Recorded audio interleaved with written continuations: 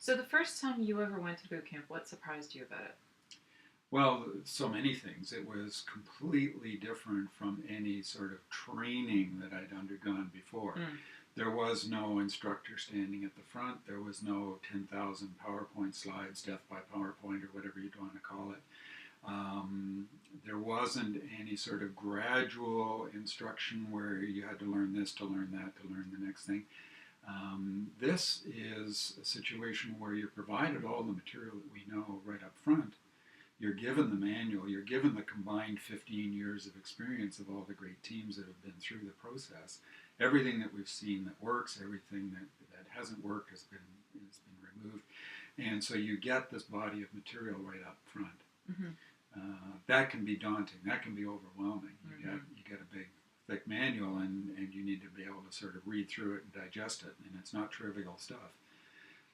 And then the next thing that you learn is that because the tool called Ask for Help is so critical to the process, that the way you engage the instructors, who are truly more guides than instructors, is to ask them for help. Right. And so back to our language immersion process, the very first thing you do is immerse yourself in the process, in the tool of learning to use Ask for Help, and using that tool with the consultants, with the instructors, with the guides, whatever words you'd like to use, because that helps reinforce the fact that it's a powerful tool to use, and it provides the understanding. It's based on the understanding that we all learn at our own pace. Yeah.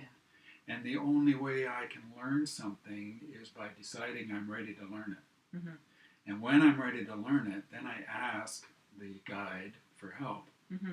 And I get a certain amount of help from the guide that leads me on and lets me progress. Mm-hmm. And I can ask for help as many times as I wish. Mm-hmm. I can ask for help constantly. Or I can take those 2 or 3 suggestions that I've been given and go away and ponder them for a week and see what that gets me. So the pace of learning is totally up to the individual. And it also encourages this fundamental learning of using the Ask for Help tool because it's truly so powerful.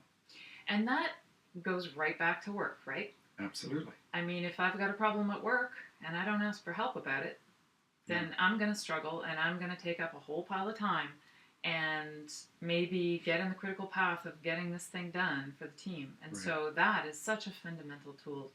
That's one of the reasons we make it the first thing that you have to use. Right. And in addition to all of that, everybody's experience is different, but my corporate experience was that I'd learned a lot of what I call legacy behaviors of working in a traditional corporate kind of environment, where asking for help was a sign of weakness. Right. And where if I was hired with certain skills and certain knowledge or certain abilities, immediately turning around and asking my boss or someone else for help on those items looked like I was out to lunch. I didn't know what I was doing, and so there was all sorts of negative associations with asking for help. Whereas what we have to learn is that no matter how much we know, even the greatest minds in the world can always benefit by asking someone else for help, if only just to properly express the question. Right. Half the time, learning how to express the question that you want to ask provides you the insight that you're looking for. Yeah. Then there's all kinds of other side benefits that we don't need to get into here, but there's lots of opportunity that way. Yeah, and there's lots of science that shows that groups that are sharing ideas all the time are much more capable of dealing with complexity and complex problems and prediction than an individual expert. Yeah.